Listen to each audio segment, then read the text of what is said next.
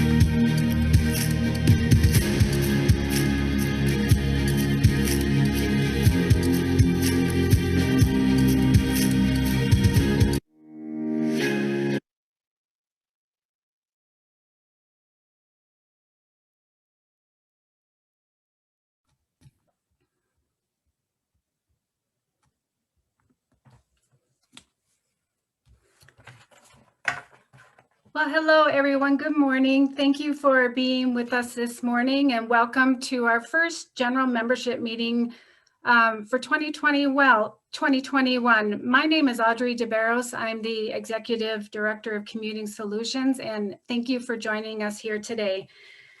You know, we are really pleased to be convening our coalition surrounding several transportation funding and policy issues that are pressing and timely to involve you in, recognizing transportation's importance to the economic vitality, connectivity, mobility of our region. And we are really pleased to provide this learning opportunity today and to welcome those of you who are new to Commuting Solutions. Before we get started, here are a couple housekeeping items we want to pass along to ensure our meeting runs as smoothly as possible. When you have a minute, please add your name and organization to the chat so that we know who has joined us. Hi, Joan with BTC, Phil and Chris McShane, welcome. Good to see you. Thanks for adding your contact info there. We will mute and turn off cameras to mitigate distractions during the meeting. Hi, Rose, welcome. And we will provide question and answer time via the chat. So if you do have any questions for our guests, please do add them to the chat, and we will cover as many as we can during the time available. We are recording this meeting for future use, and everyone who attends will receive an email with a link to the recording for your future use. So thanks again for joining us here today. Our membership meeting is made possible by our presenting sponsor, Boulder County. So thank you for your support. I would also like to recognize our gold sponsors, Colorado High Performance Transportation Enterprise, Elevations Credit Union, the Northwest Chamber Alliance, Google, and RTD. The rest of our 2021 sponsors were included in the slideshow at the beginning of the event. Thank you for your generous support of Commuting Solutions.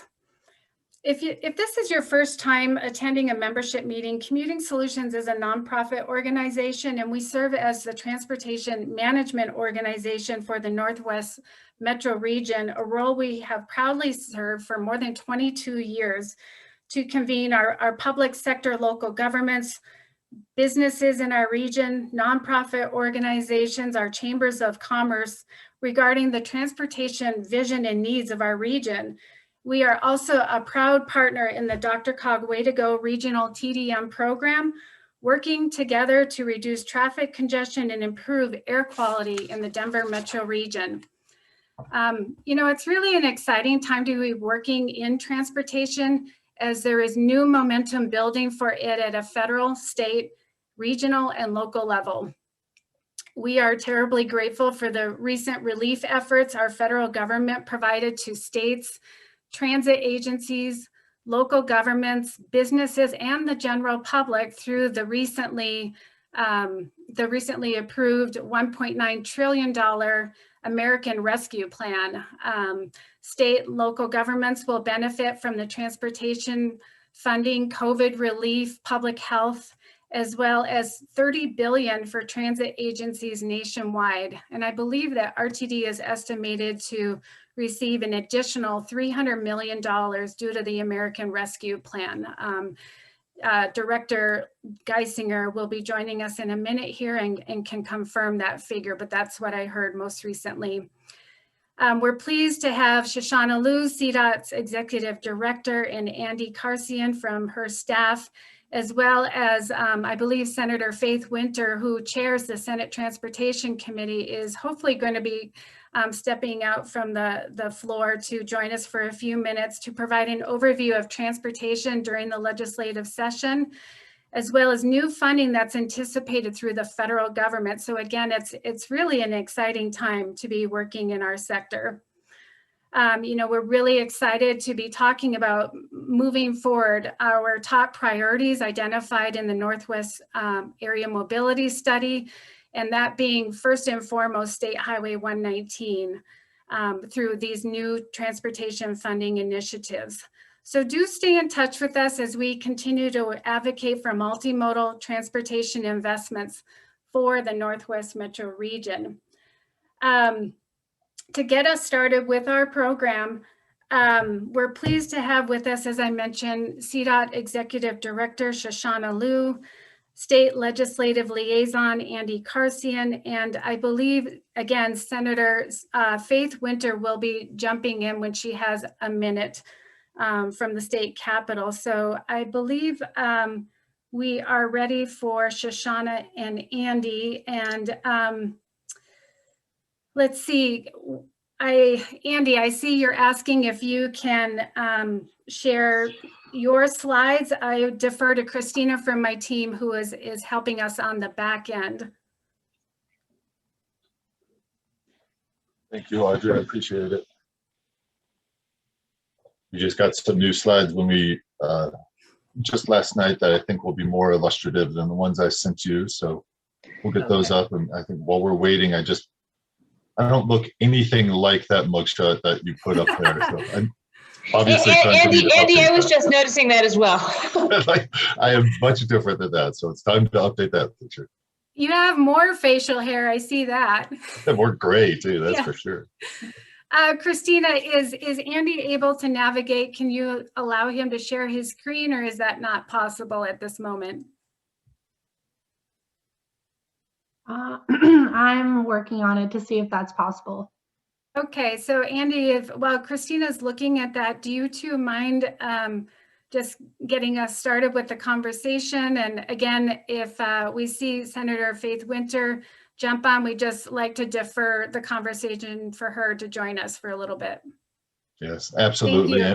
And maybe while I am getting the screen up and running, Director Liu, would you be willing to speak to the federal actions that are going on while we get these slides up? Sure. Can you see and hear me okay, Andy?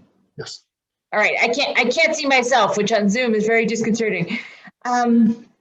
All right. So while we're pulling up the slides, I can talk a little bit about just sort of the context. I mean, it's an exciting moment that there is such kind of imminent conversation at both the state level and the federal level, with a lot of complements between the two. I mean, I think if as we poured through the federal proposal last week, I mean, we saw a lot of our own ideas in there. You know, maybe coincidence, maybe some of the Colorado alumni who are now working on this. But you know, just to use an example, the proposal that they talked about with respect to Main Street had almost the same name as our program. So we were proud to see some little fingerprints in that plan. And I think broadly, you know, just speaking to a lot of alignment between the kinds of things that we're prioritizing right now here and the things that we're seeing coming from Washington. So that means, you know, that as these kind of conversations ride in parallel, I think there's an opportunity for the sum to be a lot greater than the parts.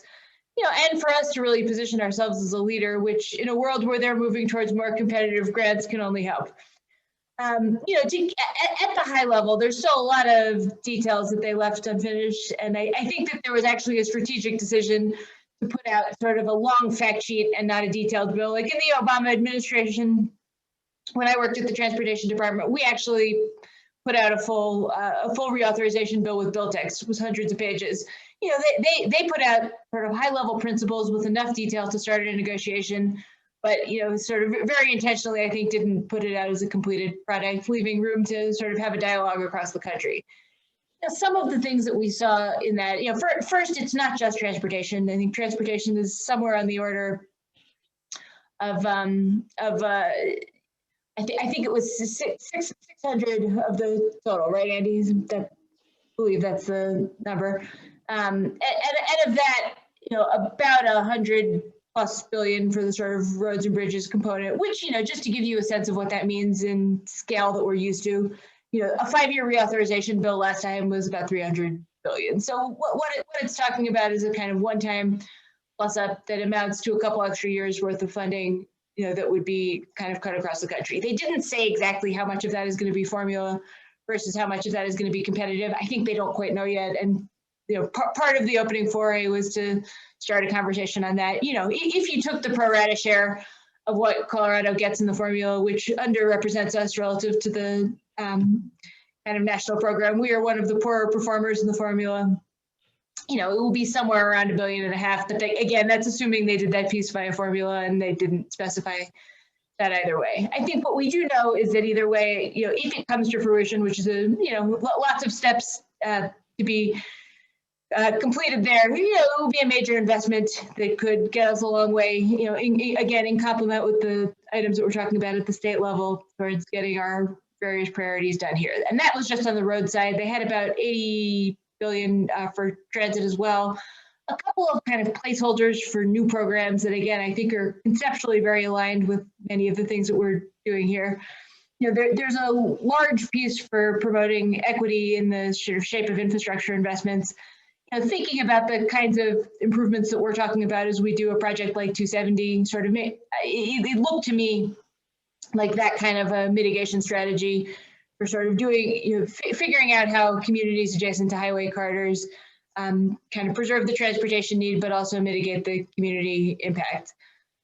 There's a piece in there for projects of kind of national and regional significance. I think some of our larger projects, the Floyd Hills of the world could be good contenders for something like that. So again, assuming that a program like that manifests in a way that's largely competitive by one dint or another, having our projects clearly defined and in a way that is sort of mindful of the administration's priorities on issues like environmental justice and mitigating climate impacts and otherwise, I think puts us in a really good position if that happens. And also knowing that there's details to be refined so we can actually be a part of that conversation. Other pieces that are, Andy, did I miss anything major on the transportation infrastructure side?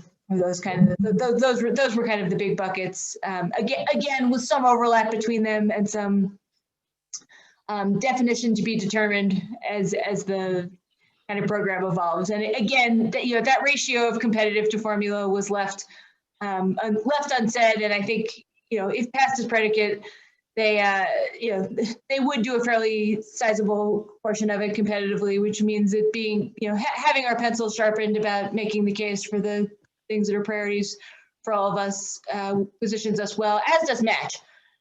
So, when we think about how the state conversation fits together with the federal one, I think being a leader who steps forward on many of these hard issues, both to raise revenue and to be able to kind of talk about it in a framing that aligns with what the administration is talking about, could only help our case for doing better on kind of a federal share. Just to touch for a moment on some of the items outside of transportation that are in this package. A sizable broadband component, and broadband is also one of the eligibilities that was specified in the third round of stimulus. So, for reasons I think are kind of logical at this moment in time, that's on folks' minds, and stands to be able to help us a lot, particularly with equity issues as we look at where the gaps are across Colorado. There's a major piece on housing and kind of nods in the package to the interface between housing and transportation and land use issues, which is kind of neat to see coming from a federal proposal, even if it's just at the notional level. They had pieces for school infrastructure and community care and some sort of community health-based aspects that are built in, and it's framed as a jobs package, not an infrastructure package, because those are not sort of traditional infrastructure. But that's kind of the general layout. You know, I think the next steps after something like this comes out can be varied. You know, in the Obama administration, not all of the proposals came to pass. Some of them did, some of them did not. And you know, it starts in dialogue with Congress, which is obviously what they're looking towards. You know, there's some conversation that we're hearing, which I'm sure many of you are as well, about how they're doing earmarks in the Surface Bill, distinct from the earmarks that they're talking about in the Appropriations Bill. And I think part of the goal is to get each member of Congress to submit items in their districts to be able to have projects that are in the state and regional plans, but that are also priorities for members of Congress to build some sort of buy-in across the country. That seems to be part of what we're hearing in the last few days. But again, this is taking shape in real time. So, you know, I would say that it's all pretty subject to change right now. I think, Andy, is Senator Winter on? I don't believe she joined us yet. So just real quick, if we're going to wrap up the federal jobs plan that President Biden announced last week, are you anticipating more definition around that by September? Is that the timing that I heard? I'm not sure, and they didn't give a date certain. Okay. And if I had to guess, we won't see it all at once. And I think we have an opportunity to share our opinions, right? I mean, one of the reasons for submitting a 20-page document and not a 200-page document is to start a conversation. And I think, you know, again, speaking to the overlap between a lot of our priorities and some of the ones we're seeing in the federal package, it's a great opportunity to pitch the things that are going on here and to sort of show, you know, get our examples in people's minds as what success looks like. You know, I think about the way that the Recovery Act became real. In, you know, it's not an exact analog, but it's the most recent one we have. You know, there were pictures of Denver Union Station everywhere. I mean, I was there at the time, and you know, when you had to pick the 5 iconic projects that everyone wanted to point to, it was always on the list. And you know, that translates into being relevant to these conversations. So you know, whether it's, you know, our own pursuit of a, you know, state modernization strategy like we're about to talk about, or the specific projects that we're working on, you know, being in the mind's eye of what a kind of forward-looking set of examples looks like, you know, can only help to lend texture, but also to make sure that we're relevant and salient in the conversation. Thank you for mentioning the appropriations and reauthorization congressional requests. We are working with your staff director, Lou, to submit 2 applications to Representative Neguse for State Highway 119. So we're eager to identify federal funding for this important corridor in our region as our top priority. Yeah, just a word on order of magnitude. We've heard that the allocations that they're talking to members about are, you know, more in the 15 to 20 million range than the larger scale projects. So, you know, just as folks think about what projects to put forward, that seems to be the kind of general size they're talking about, which obviously could change. And, you know, if all of this comes together, there could be lots of opportunities. So, you know, just figuring out the right things that are going to be sized, you know, whether there's a piece of 119 or a piece somewhere else, to be kind of precise about it, I think sometimes improves our odds. We also just saw the allocations, the transit allocations from the God, I'm going to mess up the acronyms for all of these various bills. The American Recovery Plan, the third round of stimulus. The allocations came out from FTA yesterday, and it's several hundred millions of dollars for the Denver metropolitan area, and I think the Boulder UZA is something on the order of 30+ million, you know, a substantial charge for Longmont too. So worth everyone getting familiar with those numbers because those are real. definitely. And it's a lot of money. Yeah, well, we're pleased to be partnering with your staff to continue to prioritize State Highway 119 as our regional transportation priority. So on that note, should we turn over to the state legislature and the anticipated new funding bill? Yes, absolutely. And I think, Andy, are you going to take us through these slides? I'll go ahead and go quickly through these slides, and I'm not sure if I'm going to be able to see if Senator Winter joins us. So if she does, please interrupt me and let me know, and we'll let her jump in as well, and we'll recognize her. So we have the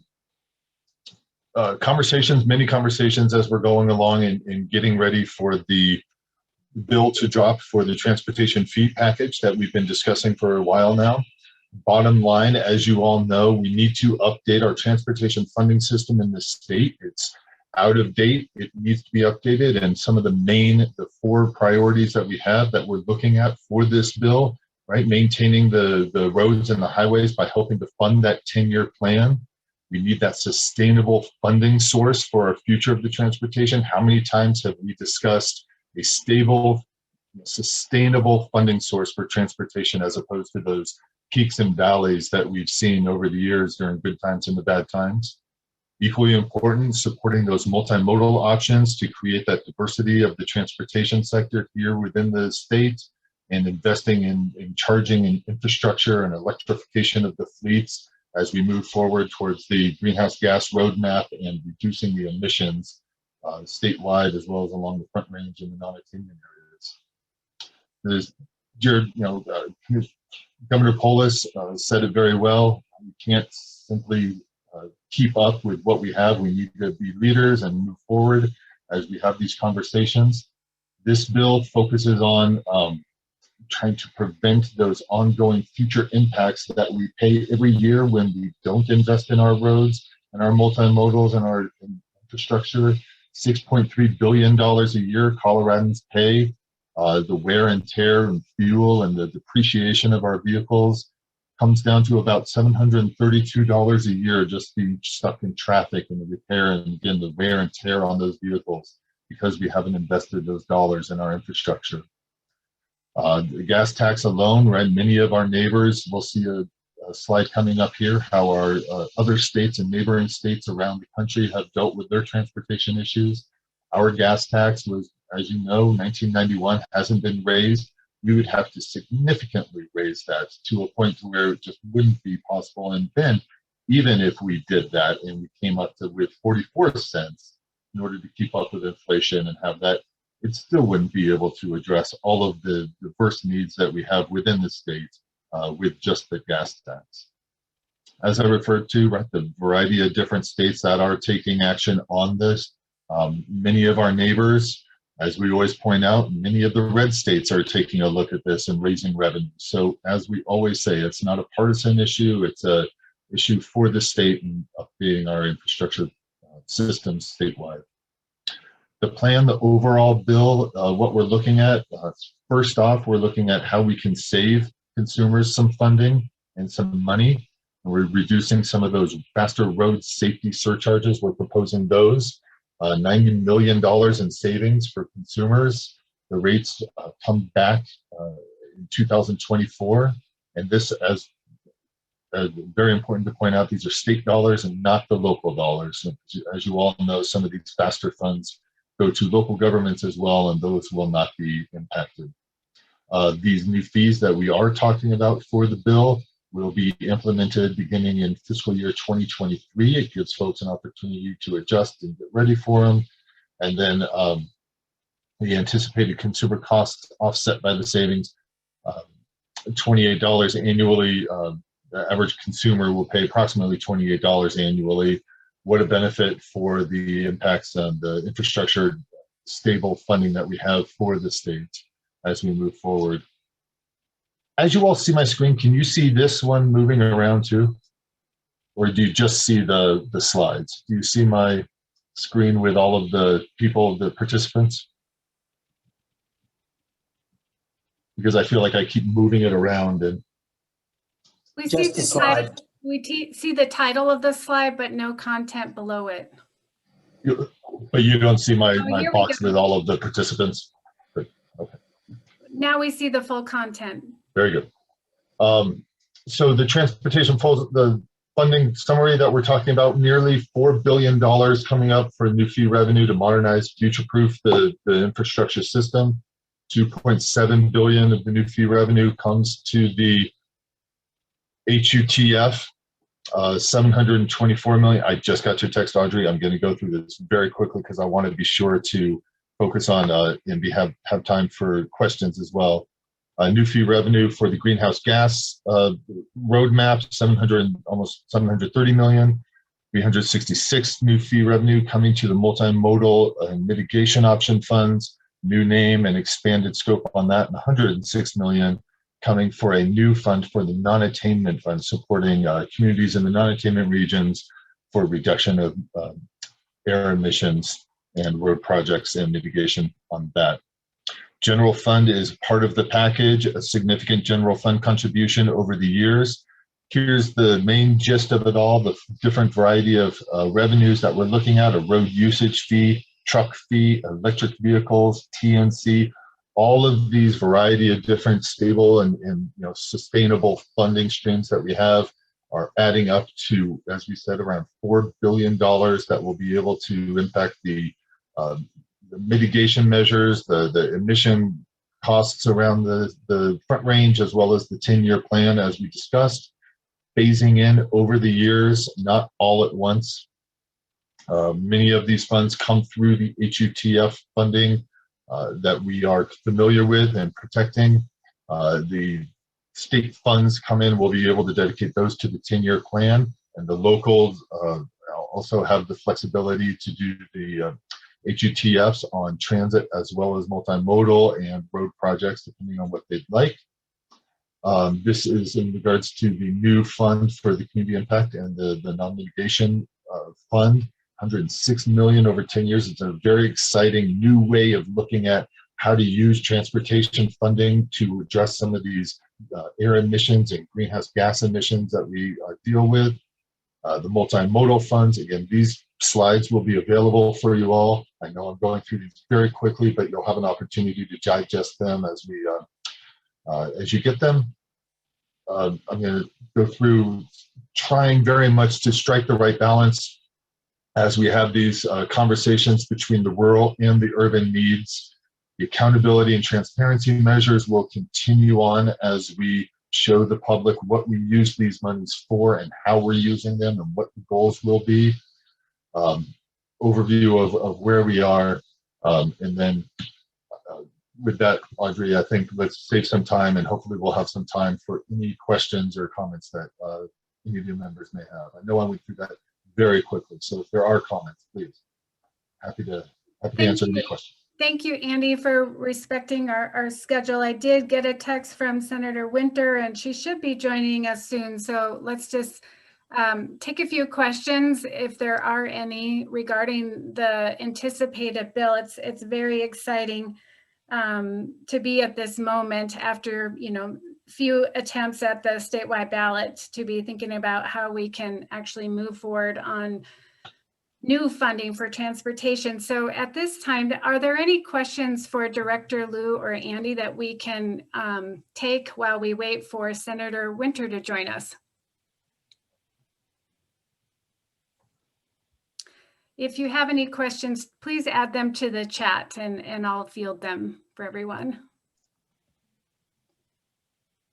Like we say, if there are no questions, we're going to start calling on people because we know that they're there.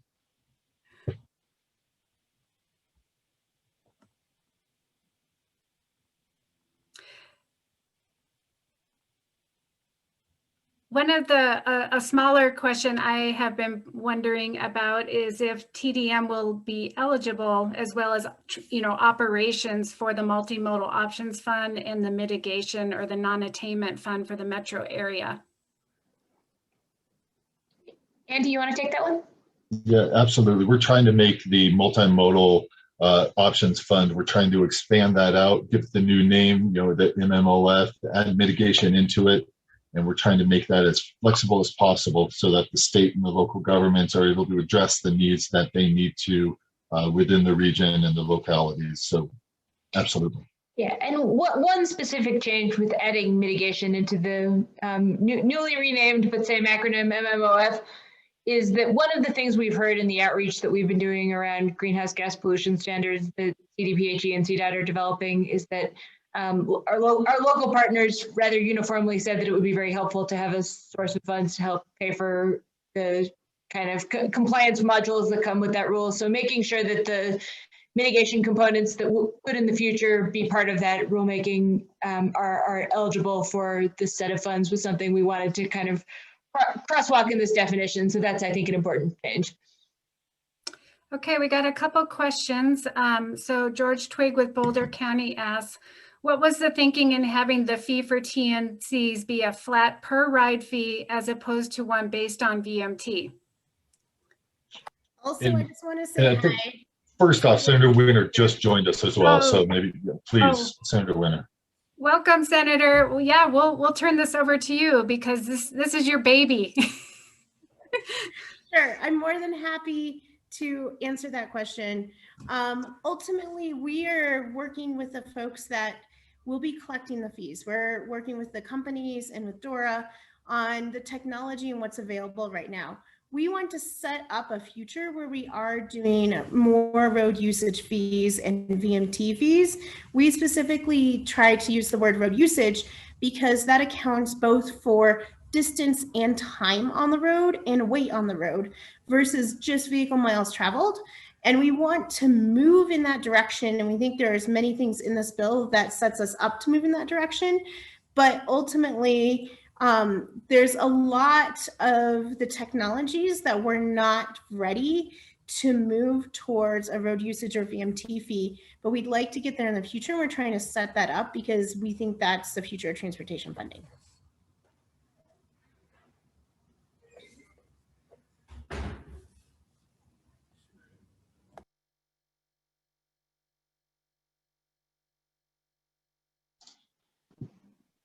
Audrey, I think you're muted. I'm sorry, Senator Winter, as one of the bill sponsors, are there any general marks that you wanted to say? Andy and Director Liu provided an overview of it via the slide deck, but do you have any remarks that you wanted to just mention since you are a bill sponsor? I am sure that Director Liu and Andy did a fantastic job presenting our plan. Ultimately, what we're trying to do is increase sustainable funding for transportation that goes well into the future, while also making sure that how we're spending this money addresses both climate and multimodal needs. Now, this package isn't going to solve all of our problems. It's not going to ultimately get everything we need in terms of choice and mobility and multimodal and climate goals, but it is a huge down payment in achieving those goals. It's a major step forward. We are unsticking what we haven't been able to achieve in 30 years. And I'm optimistic that we're going to get there. We're going to move us forward. And also acknowledging that this isn't going to be the solution for everything. Yeah, I know you've been working hard to compromise on a lot of different levels. So we greatly appreciate your leadership for transportation after many years of unsuccessful attempts. When do you think the bill will be introduced? Next week or the week after would be my guess. We would like to circulate it to our stakeholders with a little bit of advance notice and start to get some feedback, but it probably won't be that much of an advance notice. We, at the very end of last week, the sponsors just got the bill draft. I went through this weekend and gave some questions and some feedback. And once it's in a place where we feel it represents the plan, we'll start sharing, and then hopefully we introduce soon thereafter. Fantastic. Well, thank you for being transparent and inclusive leading up to this moment. We'll be eager to see it. And again, thank you for your leadership and service to Colorado. We greatly appreciate it. Have a great day. Thank you, Andy. Thank you, Director Liu. All right.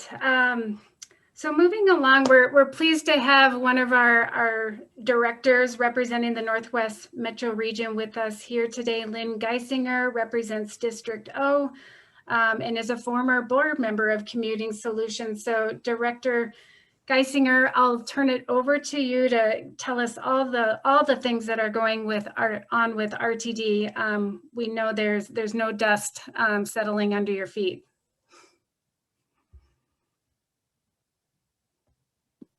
That's right, Audrey. Thank you very much. There is no dust settling under our feet. I think that's well put. And as Shoshana put it, it's an exciting moment. There are obviously big challenges and big changes coming. And so what I thought I would talk about today are a little bit about some of the efforts that are being made to address those the changes that are coming. They're starting a new strategic planning process. And various others that I'll talk about. And then I will talk about the Northwest Rail study discussion that is moving forward tonight. Next slide, please. There are really kind of 4 different pieces that are coming together in terms of planning for what's going on. Obviously, COVID is still having a huge impact. Our service is still down about 40%, and our ridership, at least as of a couple of weeks ago, is still down about 60%. We're hopeful as vaccines are becoming more plentiful that will start to go up, but we need to be preparing for that, obviously. And so there are kind of 2 processes that are beginning this month.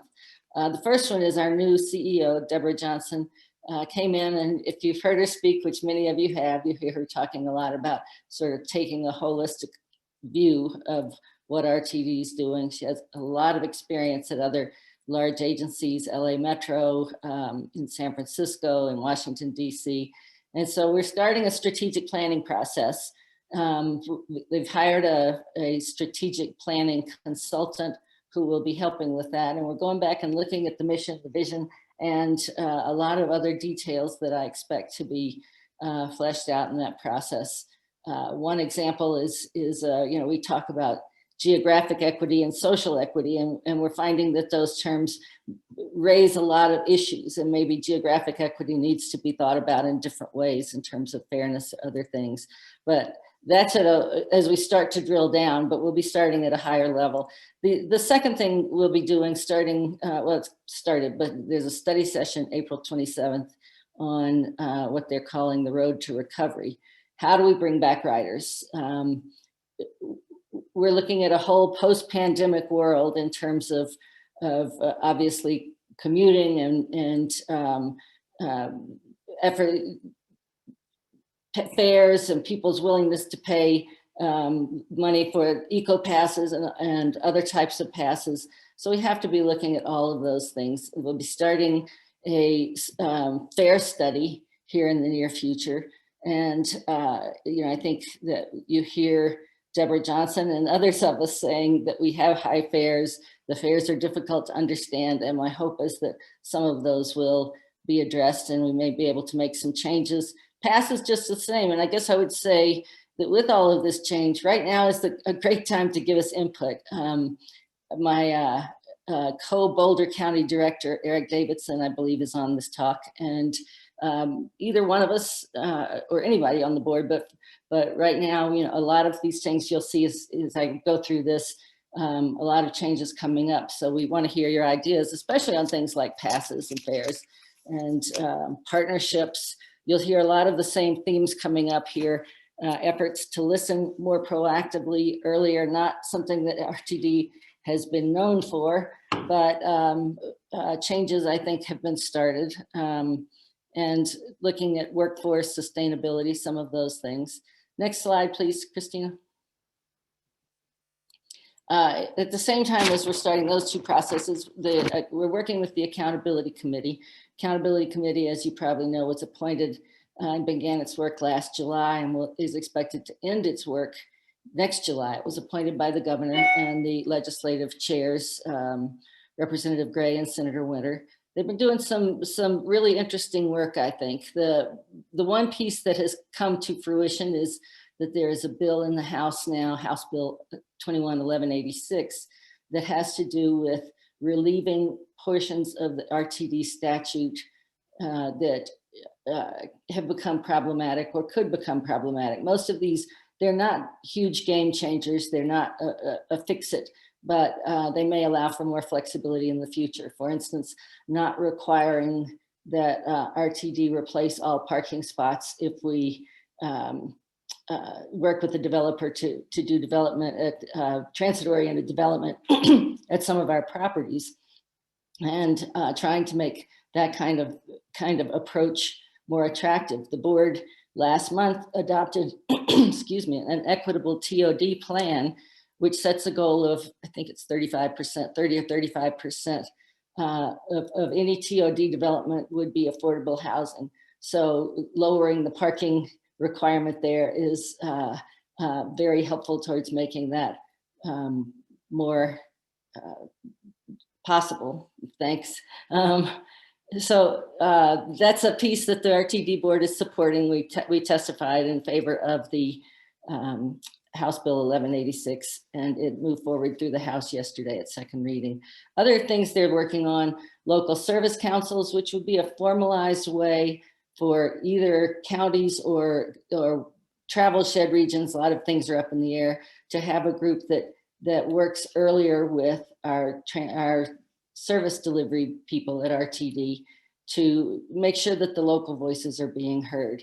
They're looking at partnerships, performance metrics, and they've also made some COVID relief funding recommendations.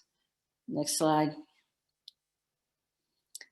The fourth process that's going on is Reimagine RTD, and the board stopped the Reimagine process last August because so much was changing with COVID. Our travel patterns were changing. The traditional system where we had a peak in the morning and a peak in the afternoon completely disappeared. So we just held up, but they've started the process again. And the goal of that process, there are two goals. The first year is to redesign RTD services really with some strategic plans in mind, and we'll talk about some of the goals here in a second. And the other is look at a mobility plan for the future by identifying long-term strategies. And some of those topics will include travel demand forecasting, parking and mobility as a service, fleet electrification, district boundary review, some of those things. Next slide. So tonight, the board will be looking at guiding principles, which I'll show you in a minute. These are valued statements that are intended to guide the decision-making, and the Reimagine process will be taking that into more measurable objectives or targets to report success, and then strategies, just actions to achieve those objectives. Next slide. So these are the guiding principles, and again, it's a lot of the themes that we'll be discussing in other ways: mobility, equity, finances, partnerships, workforce, and sustainability. Workforce, of course, was a huge issue pre-COVID, and there are still some issues around that. RTD is hiring, but hopefully the changes now, we will be able to bring back service in a way that keeps our workforce. We won't be dropping runs the way we were before. Next slide. All right, those are our planning processes and some of the things we're using to prepare. As Audrey mentioned, we did get funding. RTD has been well treated by the federal government. We received funding under the CARES Act and CRISA. I did not actually know until Shoshana said it that the FTA had come out with its funding announcements yesterday. I have heard the 300 million figure that Audrey mentioned for the ARPA, the American Recovery Plan. And so that may be close, but I'm not sure. But moving on, tonight we're also looking at Northwest Rail. And this has become a hot topic for several reasons recently, but one of them is that Front Range Passenger Rail is a commission, obviously, that is looking at rail coming from Pueblo up to Fort Collins, or potentially even longer. And they've been working on that process. And then more recently, Amtrak has proposed a new line in that area, basically along the lines of the Front Range passenger rail. They came out, I think, about a week or so ago with a map of proposed new corridors that they would like to develop, and this is one of them that appears to be near the top of their list. So we've gone out, done some early stakeholder outreach with some of the mayors and others, and these are some of the themes that that were heard. This came from staff, and these won't surprise you. Their frustrations up here. This is all up in this area. They paid into fast tracks, but no Northwest Rail. People want to know activity schedule, completion timeline. Really, it needs to be a very transparent process. The proposal is to go back and update the 30% design study that was finished around 2011 that was done with BNSF to look specifically at peak period rail and some of the other issues and how things have changed. So the proposal is to use FISA funding, the Fast Tracks Internal Savings Account, to fund that process and to request that RTD board support the BNSF alignment as the preferred Front Range Rail alignment. The staff is bringing forward 3 sort of levels tonight, and basically more minimal to more full on. I think level 2 is one I would support, and there'll be more discussion of that tonight, but it's basically a head nod to keep them moving forward, and then we'll be voting to use the FISA money in probably in the summer on something that we see more fleshed out. Next slide. So that basically is the next steps. They'll be coming back with a scope of work, a detailed schedule, the planning requirements, engineering levels, things like that. There are plans to try to get a technical working group from this area. I'm not sure what other groups, but there, the emphasis will be on a lot of feedback. And so I am looking for that from any of you as as we move this process forward. And thanks. That's kind of what's happening. I'm here for questions if there are any of those, and if we have time. Thank you, Director Geisinger. We appreciate you joining us today and for this timely update on all things RTD. We do have a question from Boulder County Commissioner Claire Levy. She asked, Lynn, could you say more about, whoops, it just jumped on me. Could you say more about whether the RTD board as a whole will support the BNSF alignment for Front Range passenger rail? That's something that the Northwest Mayors and Commissioners Coalition and Commuting Solutions is really interested in. We had a really positive meeting with Amtrak as part of a virtual Washington, D.C. trip a few weeks ago. And there's just a lot of excitement, enthusiasm, and interest in this opportunity to collaborate with Amtrak. So could you say a few words about that, please? Sure. I think that the Amtrak piece is the most exciting piece. It's potential funding right now. The infrastructure bill is coming out. Amtrak is looking for additional funding to open new corridors. I am hopeful and confident. I believe the board will support. I don't know if it'll happen tonight. We're not asking for a formal vote tonight, but I'm hoping that at least we will have the support voiced for picking the Northwest Rail line as the BNSF, as the Front Range passenger rail, and Amtrak, that we would support that as the preferred alternative for those. Bill Van Meter says that in terms of the other 2 lines that Front Range passenger rail is looking at, and potentially Amtrak, that the Northwest Rail, he believes, is, I think I've heard him say the figure 90%, that the ridership, the cost, the density, all of those things point to the Northwest Rail line. So I do think that the board will support that. That's my hope. Great. And then Erie Town Manager Malcolm Fleming has a question. Regarding geographic equity and measurable targets, does RTD have a heat map showing the relationship between population and transit routes? That's the first part of the question. That's a good question. I'm not sure. I bet that the Reimagine group does. But I'm not sure that I've seen one. I'm not on the Reimagine committee at this point. So I think that there is such a thing, but I'm not sure. Okay. And then just one question I had is regarding the anticipated roughly around 300 million from the recent rescue efforts. What is the plan for that funding? We still don't have, as far as I know, unless it's happened really recently, we still don't have FTA guidance on the CRISA funding, and we'll be waiting FTA guidance on the ARPA funding as well. And, but, you know, most of these coming in are about making sure we are providing service and maintaining our staff. We had just laid off about 300 frontline workers when CRISA funding came in. We brought them all right back on. And so a lot of that funding goes towards those things. The hope is that there will be, you know, that loosens up other funding, or there will be some additional funding that we can use to bring riders back, some of the things that we would like to do that. The most recent funding, as I understand it, is intended for several years going forward. It starts maybe in 2022 and goes through 24, 25. Well, thank you, Director Geisinger. We always appreciate your participation to keep our coalition apprised of all things RTD. So thank you for your service and have a great day. Thanks so much for having me. Yeah.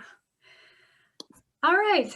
Well, shifting gears, we're pleased to talk about transportation changes for the greenhouse pollution reduction roadmap. This was a plan that Governor Polis approved back in January to set targets for emission reductions to achieve goals that were identified in House Bill 1261 back in 2019. With transportation being the largest contributor to greenhouse gas, new standards for the state are being considered for 2021 approval. One is the employer trip reduction program, which Commuting Solutions has brought forward to our members and the public and employers and our chambers of commerce to just make sure you're aware of this pending regulation.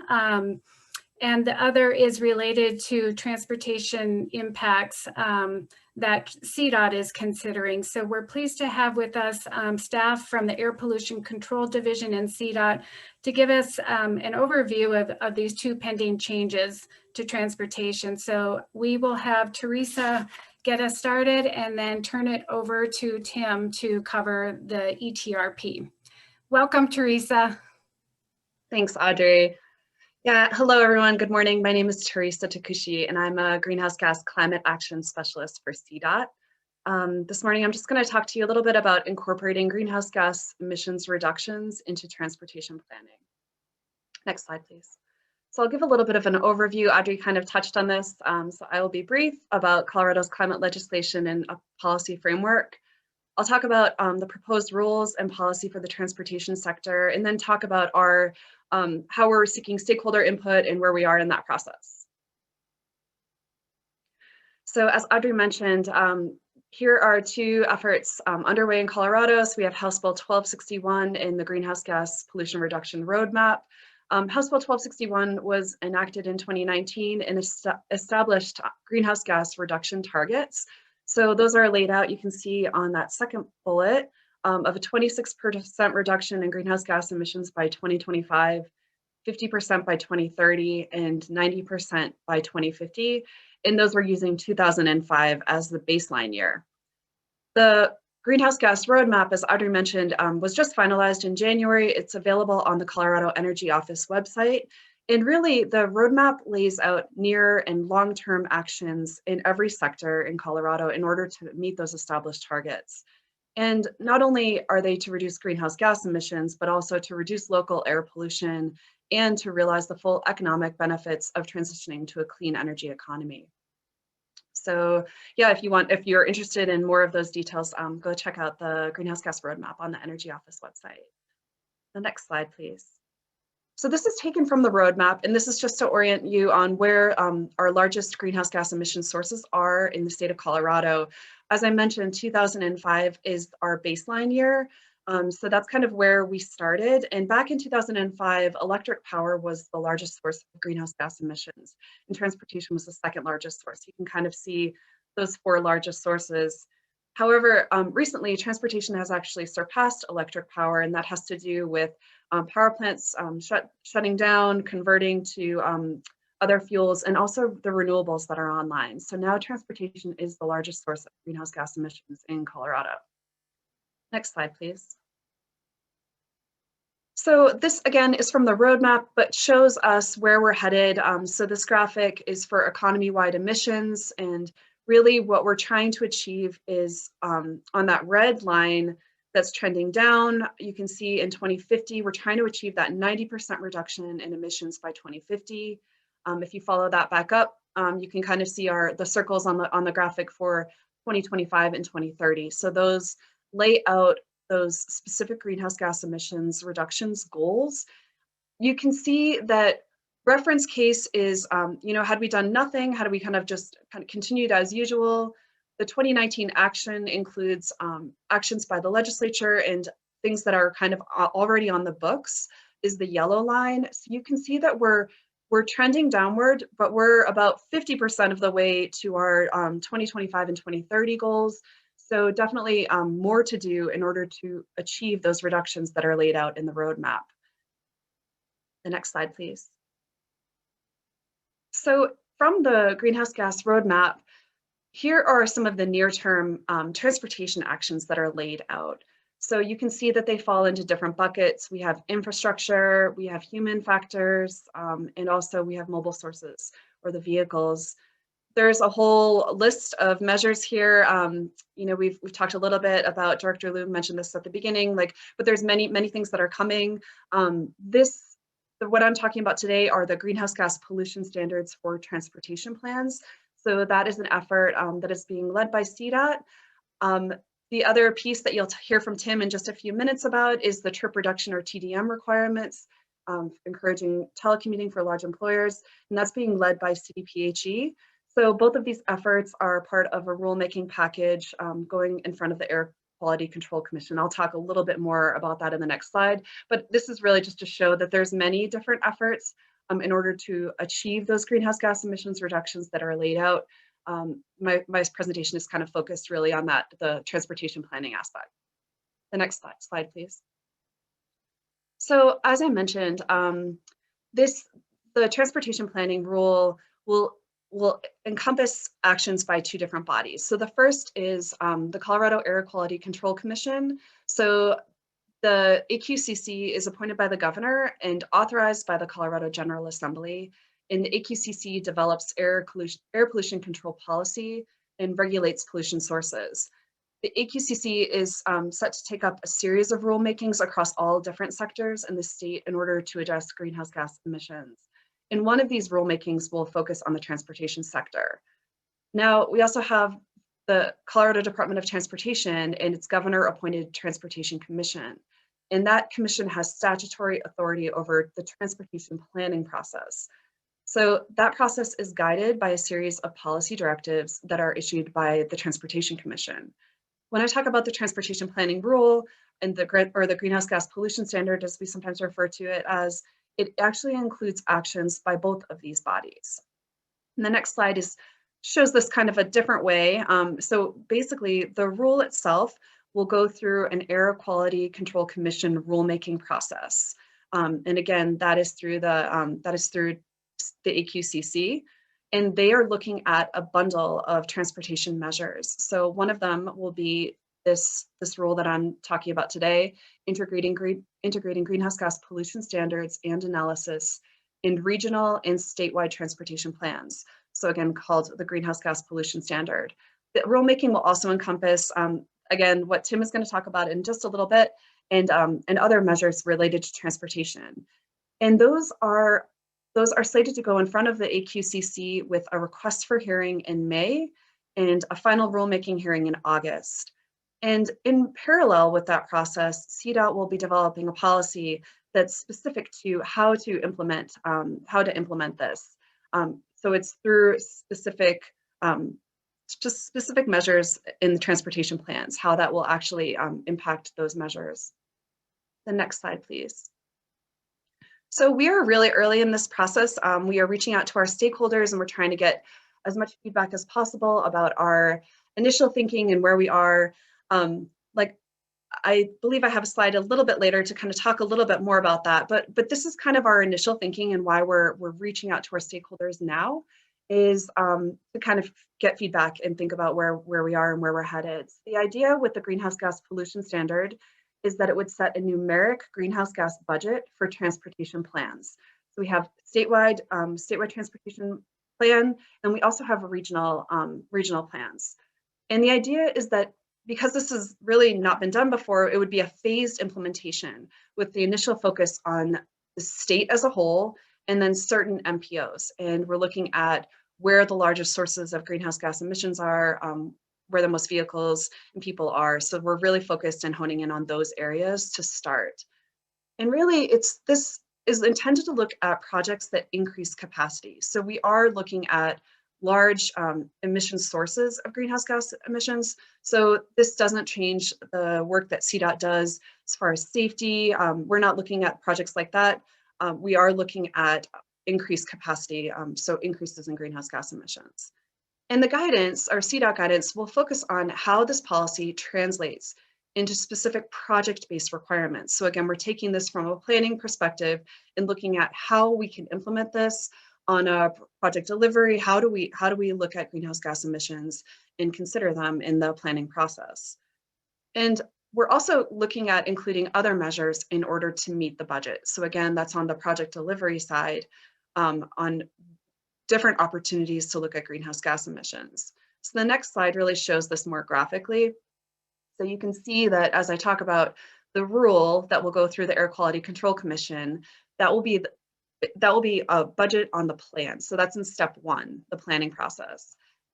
But we're also looking at, so if the state can't meet the budget that's outlined, there would be opportunities to reduce greenhouse gas emissions in any of these other sectors. So we are looking at environmental analysis and impact, or the NEPA process.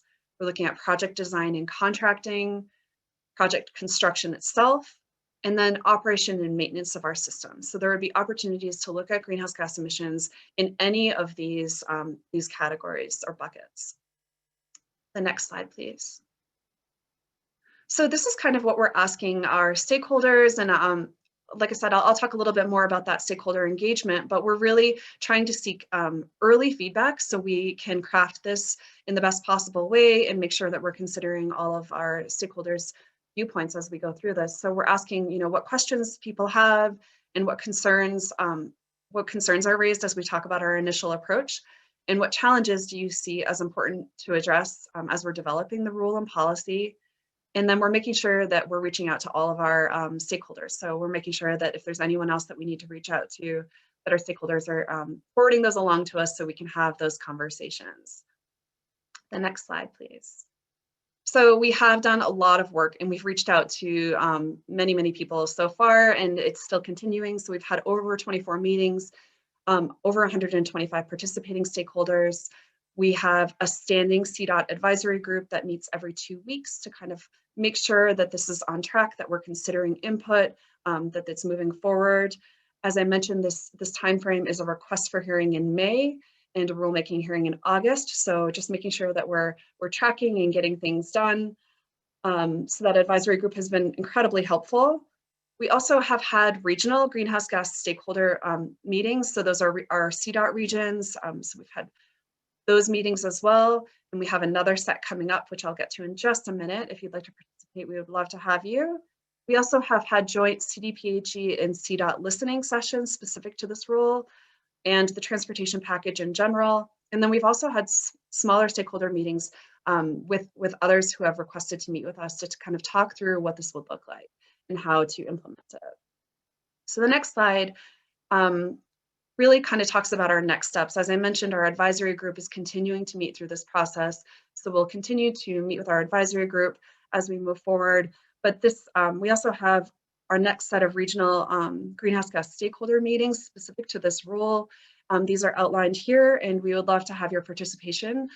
So you can see, I know there's been a little bit of a question that they are CDOT regions. So sometimes I do a little Google search on CDOT regional maps, so you can see what region you're in, but these are the dates, and we would love to have you participate in those regional meetings if you're interested in learning more about the rule.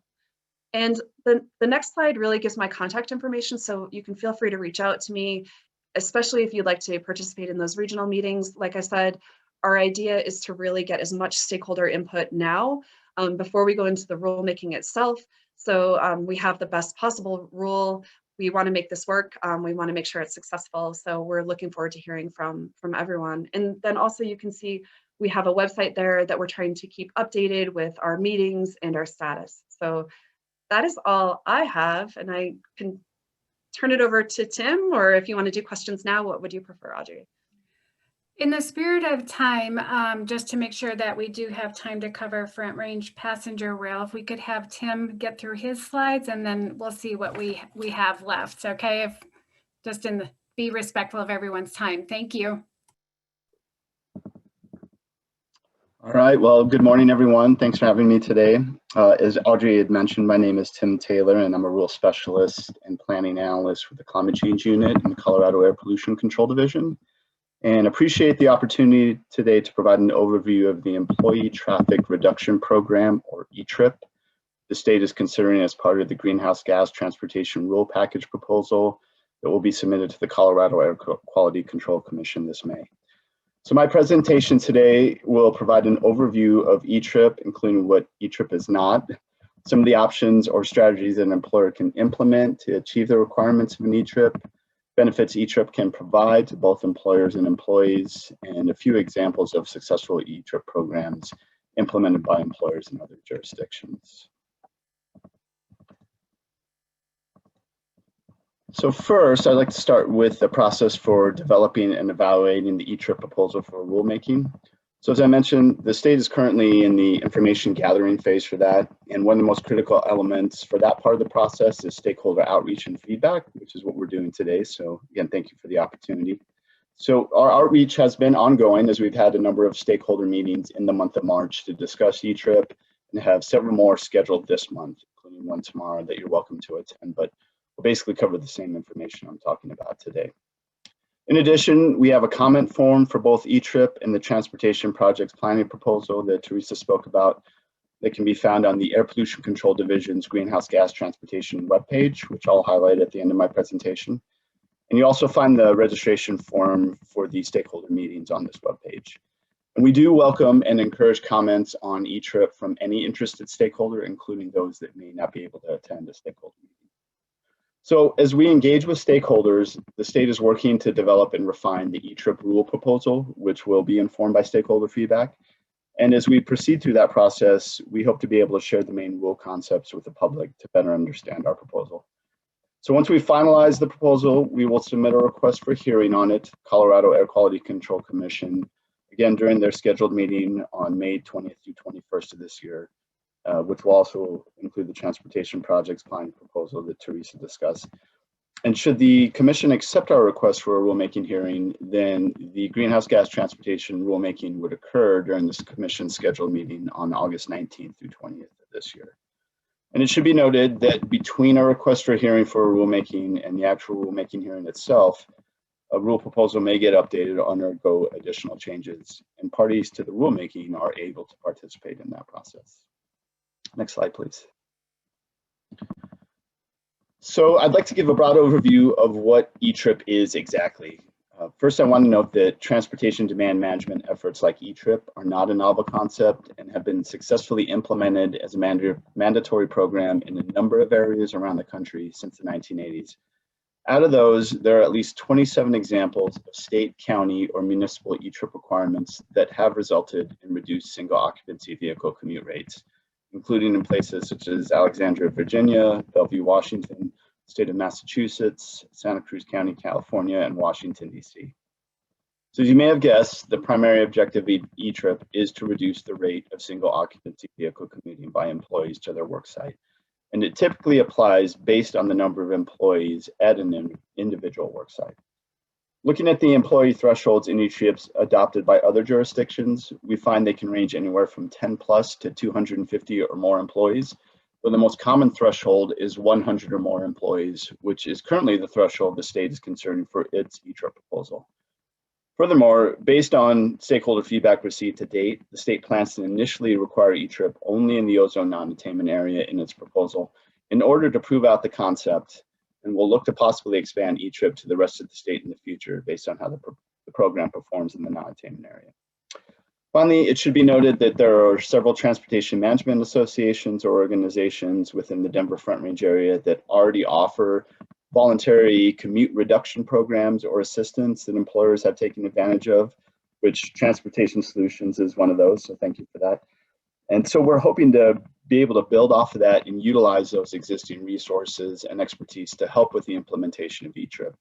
This was actually another reason for the decision to initially limit E-TRIP to the ozone non-attainment area, since there are currently 14 TMAs within Colorado, nearly all of which are focused on the Denver Metro Northern Front Range area. So there's already an existing support network, so to speak, that could potentially help with the implementation of E-TRIP. Next slide, please.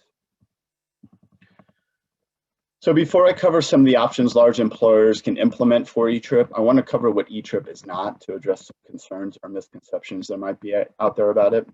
And some of you may be aware of this already, as I imagine many on this call are in the loop on this topic, but nonetheless, we want to be clear about what E-TRIP is and what it is not. So first, E-TRIP is not a ban on commuting to perform work duties. If anything, E-TRIP is simply a way to rethink commuting options that can be beneficial to everyone. Next, E-TRIP is not a one-size-fits-all approach. What works for one employer may not work for another, even within the same area. Similarly, what works for one part of the state, or I should say one part of a metropolitan area, may not work for another. The state understands this, and it's one of the things we're looking for feedback on in order to develop E-TRIP in a way that incentivizes commuter reductions, no matter where an employer may be located or what the industry type is. E-TRIP is also not a way to force commuters over to carpools, transit, or bikes. E-TRIP does not require commuting to be done in a certain way, if at all. Rather, what we've seen with successful E-TRIP programs is that they incentivize employees to make their own decisions around commuting rather than just defaulting to driving alone. And it opens up options to having to commute at all. And then lastly, E-TRIP has nothing to do with travel for other activities like shopping, taking the kids to school, or going out for entertainment purposes. This is strictly about commuting to work, which is what the majority of us do on a regular basis, at least pre-pandemic. Next slide, please. So again, along the lines of not being a one-size-fits-all, there are a number of options that employers can implement to achieve the E-TRIP goal of reducing employee commute rates.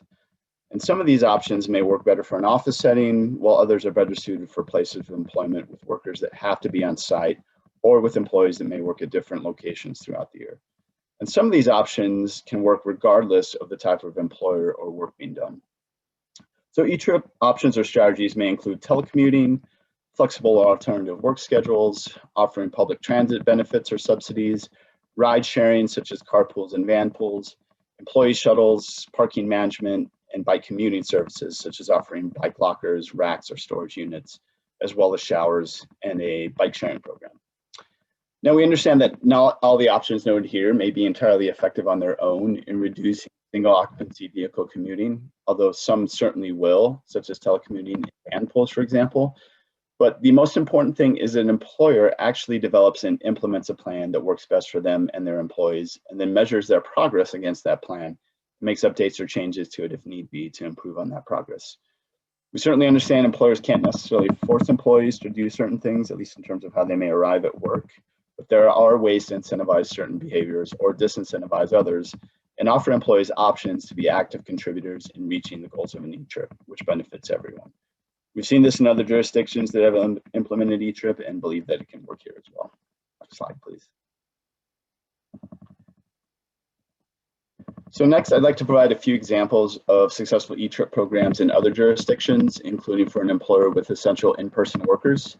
And these are examples that are based on the most currently available information that we were able to find. So the first example is for Nike, which is located in Beaverton, Oregon, which is a suburban area outside of Portland, Oregon. Nike has over 8,000 employees at its location, and its commute reduction efforts date back to 1992.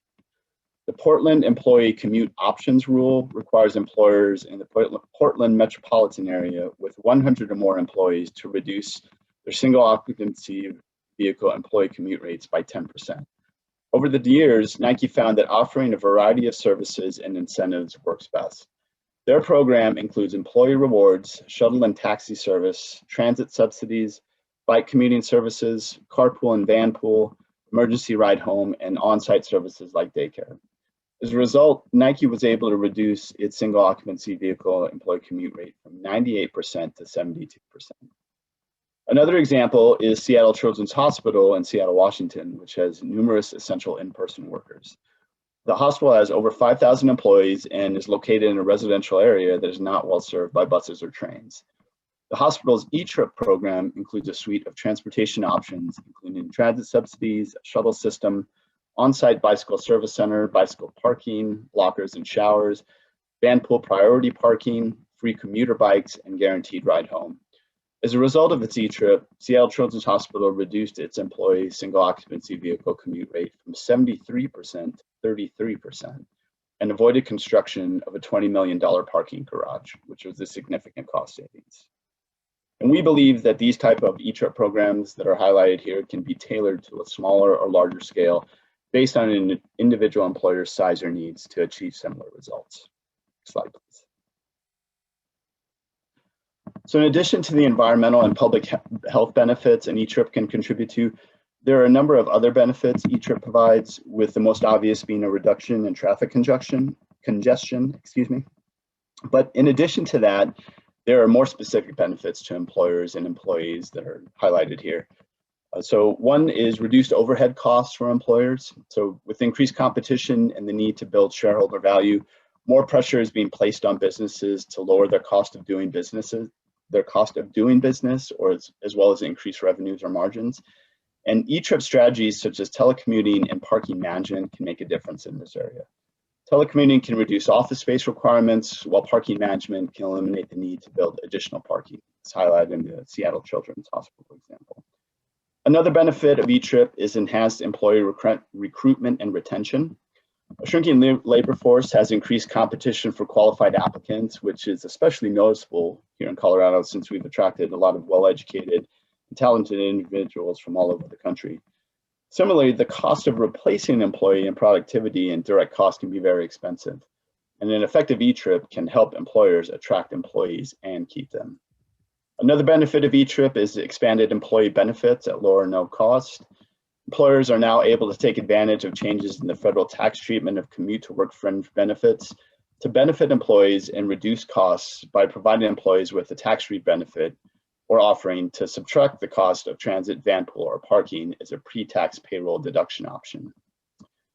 Additionally, an e-trip can also contribute to an enhanced corporate or public image, which may also play into employee recruitment and retention. We're finding that a number of employees, especially those that are in the early stages of their career, are interested in working for an employer that demonstrates leadership and progress on addressing environmental and social issues, which e-trip fits into. Furthermore, employers that may have environmental image problems or difficulties with their neighbors can seek to mitigate some of those using a combination of trip reduction strategies. Tim, I apologize. I'm not gonna, I was gonna say, I know I'm probably getting close on time here, so. Shortly, I apologize.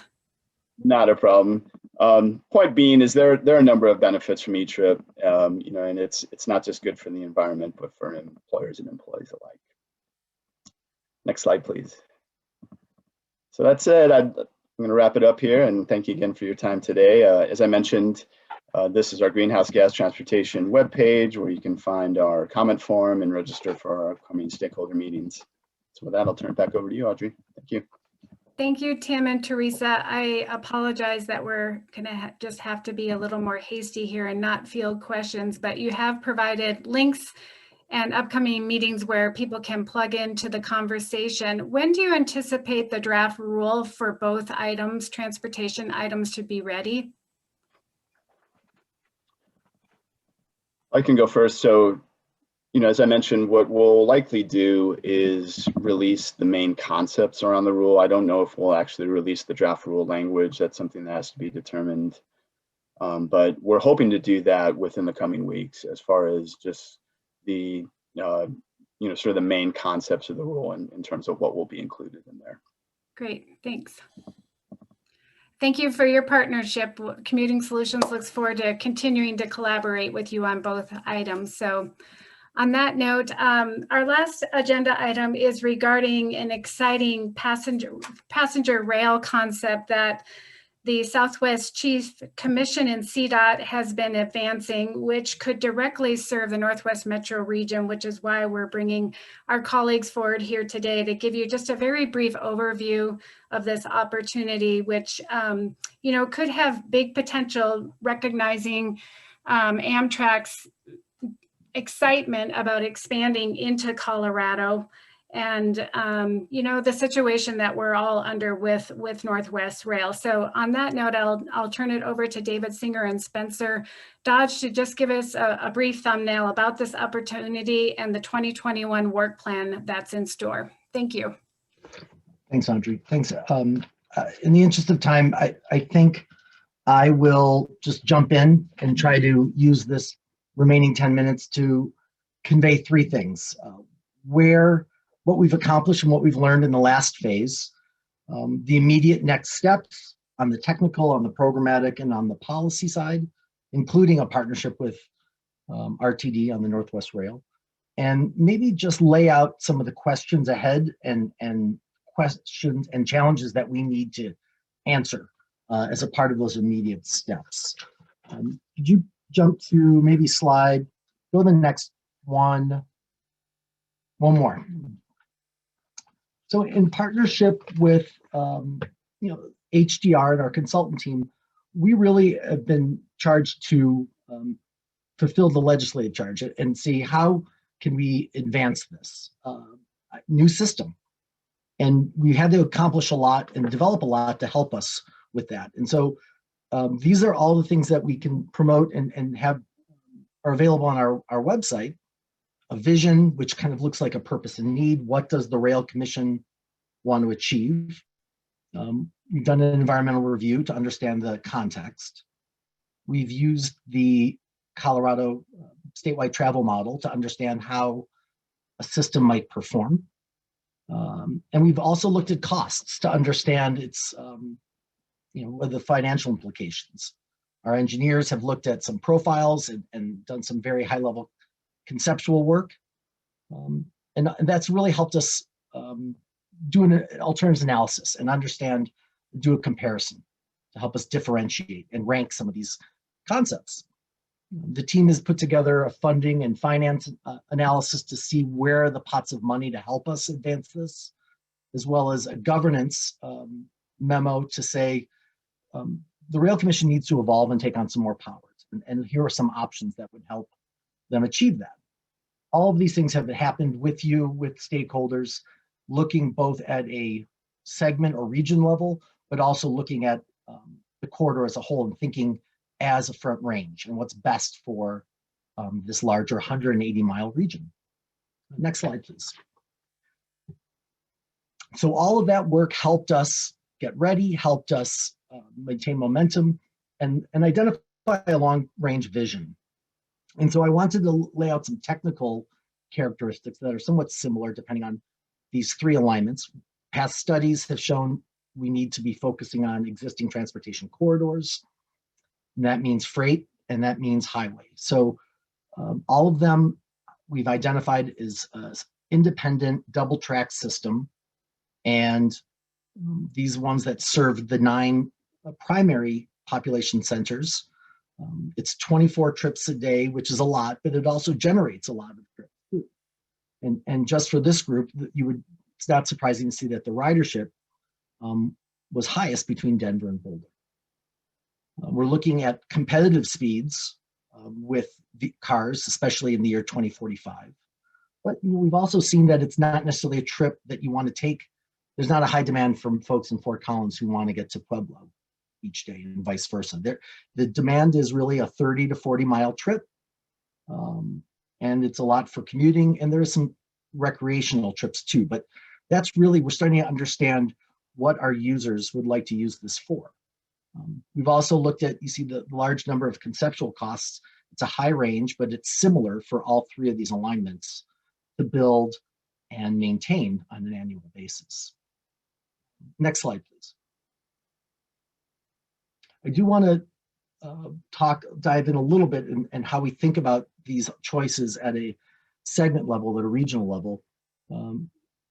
The purple alignment is the interstate. And we thought that the charge was, in the legislation, was to look to serve within this corridor. And the logic was, it's less interaction with the class ones, it's less environmental community impacts to establish communities along the freight alignment, and it could leverage the investment in mobility hubs.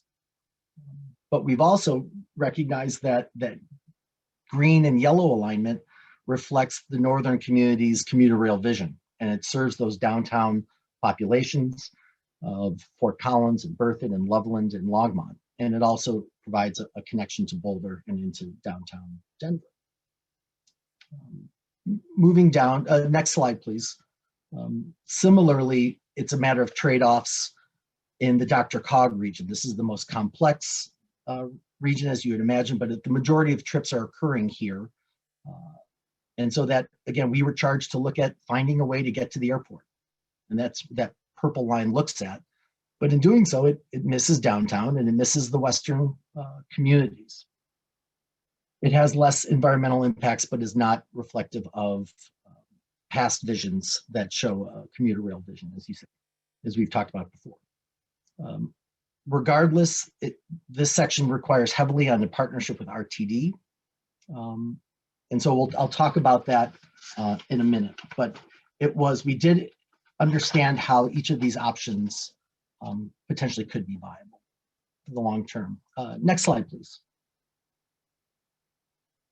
So, all I have to say is that we're highlighting this at a very high level, and you can go take a look at our long-term alternatives analysis. But as transportation professionals, we've seen that big systems have to be planned and delivered incrementally. And so where the team and the Rail Commission now is to understand, we needed to know where the end was to take our first steps, but we want to take that first increment right now. And what that means is not to build 24 trips a day and all of it at once, but how do we take our first steps? How do we build a viable system and create a culture of passenger rail? And that's by doing so, looking at existing systems. And that means the freight alignment and seeing where we can use that existing investment. A lower price point, that's what other successful systems across the country have done, Washington, Utah, and Oregon as well. And so that's where we are right now. If you can go to the next slide, maybe it's not 24 trips, it's 3 or 6 trips. The Rail Commission and CDOT were successful in getting a federal grant from FRA to understand what the potential is for interoperating with the class ones, with the freight rail. And that means doing a modeling exercise to see what rail simulation, adding more trains to existing alignment to see how they can operate. And something similar is happening down south from Springs through Pueblo for the Southwest Chief. And so we're going to be looking at similar first steps, modest for rail perspective, first steps for passenger rail. And we hope that will keep us busy through the end of next year to understand what's viable and see if we're demonstrate our readiness for a NEPA study. Those things also need to happen in close coordination with stakeholders. Those are the technical things that are in our work plan, but the Rail Commission also is simultaneously looking at governance options and a more sustainable funding for themselves as an organization. Next slide, please. So when I say partnering, it's with the class ones, it's with Amtrak, it's with MPOs, USDOT, but with RTD as well. And so we've been talking very closely with Bill Van Meter and his staff to understand what that means to work together. And the column in the green is the similarities. We have a good foundation to work on between the peak service. We have looking to accomplish similar things. We have similar needs. The engineering will look the same, the environmental impacts, and we're both looking to serve the major destinations along this corridor. I think the challenges that together we're going to have to explore is, can this be one operator? Can it be, what's the implications of multiple operators, multiple technologies? Is it multiple, not scheduled for a project, but scheduled for a train? Do they bump into each other? Are they waiting for each other? We want to provide reliable service. We also want to understand the implications for stations. Primary stations probably will agree, but what does it mean for some of the secondary stations that we've identified? So we've scoped out some of the technical issues. Administratively, we also have the potential of two studies going at the same time. And so there's risks with that too, but I think we've worked together enough to understand how teams can collaborate, share data, and serve and inform each other's charge. So looking forward to flushing that out in the coming years, but I think there continues to be, move on to the next slide. I think this informs some of these larger questions that we have about how we demonstrate viability. And I've touched on those already, but there continues to be will, there continues to be a desire for this. And so we're going to continue to try to find that win-win with you. And it's exciting to see, but it's the things that the Rail Commission and CDOT can't do alone. We need to do this together. So I think I'll just leave it with some of these unanswered questions and see if we're willing to go over. I'm happy to talk more. But thank you again for your time, Audrey. Thank you, David and Spencer, for joining us. We really appreciate it. And I do apologize that we don't have time for Q&A. Just know that the Northwest Metro Region is really excited about this opportunity and that we want to partner with CDOT, the Commission, and the RTD to see how we can advance this, bring new federal Amtrak funding to Colorado. I mean, that would just be such an amazing service to our voters. So thanks again for your time. And thanks to all of you for joining us here today. I'm sorry we ended a couple minutes after our intended time, but on behalf of our board of directors and staff, have a great day. Thanks for being here and thanks for engaging in the transportation momentum for the Northwest Metro Region. Bye.